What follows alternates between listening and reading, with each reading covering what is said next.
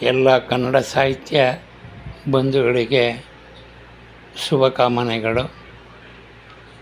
ಒಮ್ಮೊಮ್ಮೆ ಜೀವನದಲ್ಲಿ ಅನ್ನಿಸುತ್ತದೆ, ಹಣ ಹಣ ಎಂದು ಯಾತಕ್ಕೆ ಎಣವಾಗುತ್ತಾರೋ ತಿಳಿಯದು. ಗಳಿಸಿದ ಹಣವನ್ನು ದಾನ ಧರ್ಮ ಮಾಡುವ ಮನವಿಲ್ಲ. ಹಣದ ಹಿಂದೆ ಹೋದವರಿಗೆ ಬೇರೆಯ ಗುಣ ಕಾಣದು.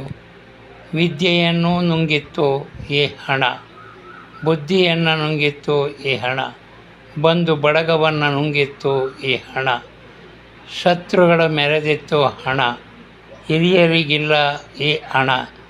ಆದರೂ ಸಹ ಎಲ್ಲಿಂದ ಎಲ್ಲಿಗೂ ನೋಡಿದರೂ ಗೌರವ ಸಿಗುವುದು ಹಣವಂತ ಮತ್ತು ರಾಜಕಾರಣಿ, ಅಧಿಕಾರಿ, ತಲೆ ಹಿಡುಕ, ತಲೆ ಒಡುಕ. ಬೇರೆಯವರಿಗೆ ಶ್ರಮದಾತನಿಗಿಲ್ಲ ಈ ಗೌರವ. ಹಣವಿದ್ದರೆ ಸಾಕು, ಗಳಿಸಿದ್ದು ಅಧರ್ಮವಾದರೇನು, ಅನೈತಿಕತೆಯಾದರೇನು, ಭ್ರಷ್ಟಾಚಾರವಾದರೇನು, ಒಟ್ಟಿನಲ್ಲಿ ಹಣ ಬೇಕು. ಐಷಾರಾಮದ ಜೀವನ ನಡೆಸಲು ಸಾಕಷ್ಟು ಹಣ ಬೇಕು.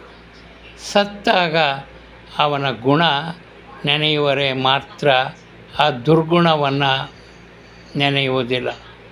ಆದರೂ ಕೂಡ ಮನುಷ್ಯನಿಗೆ ಎಷ್ಟು ಬುದ್ಧಿ ಹೇಳುತ್ತಾ ಹೋದರೂ ಸಾಗುವುದು ಅವನು ಅನೀತಿ ಧರ್ಮದ ಹಾದಿಯಲ್ಲೇ ಹೊರತು ಸತ್ಯ ಧರ್ಮದಲ್ಲ. ಇಂದು ದಾನ ಧರ್ಮಕ್ಕಿಲ್ಲ ಗೌರವ, ವಿದ್ಯೆಗಿಲ್ಲ ಗೌರವ, ಹಿರಿತನಕ್ಕಿಲ್ಲ ಗೌರವ, ಸತ್ಯಕ್ಕಿಲ್ಲ ಗೌರವ. ಗೌರವವಿರುವುದೆಲ್ಲ ಮತ್ತೊಮ್ಮೆ ಹೇಳಿದರೆ ಅನಾಚಾರ, ಅನೈತಿಕತೆ, ಮತ್ತು ಜಾತಿಗೆಟ್ಟವರು, ನೀತಿಗೆಟ್ಟವರು. ಏನಾದರೂ ಸರಿ, ಅವರ ಮೈ ಮೇಲಿರುವ ಆಭರಣ, ಆಸ್ತಿ, ಹಣಕ್ಕೆ ಗೌರವ.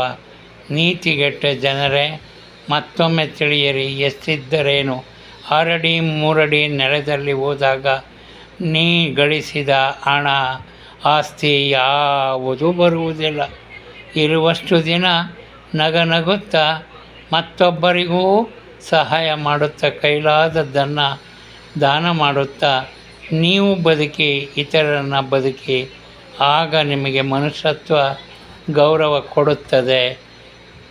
ಅಧರ್ಮಕ್ಕೆ ಕಾಲ ಬೇಗ ಒಳೆಯಬಹುದು, ಧರ್ಮಕ್ಕೆ ನಿಧಾನವಾದರೂ ಅದು ಶಾಶ್ವತ. ಧನ್ಯೋಸ್ಮಿ ಧನ್ಯೋಸ್ಮಿ ಧನ್ಯೋಸ್ಮಿ. ಶ್ರೀಮದ್ ಗುರು ರಾಘವೇಂದ್ರಾಯ ನಮಃ.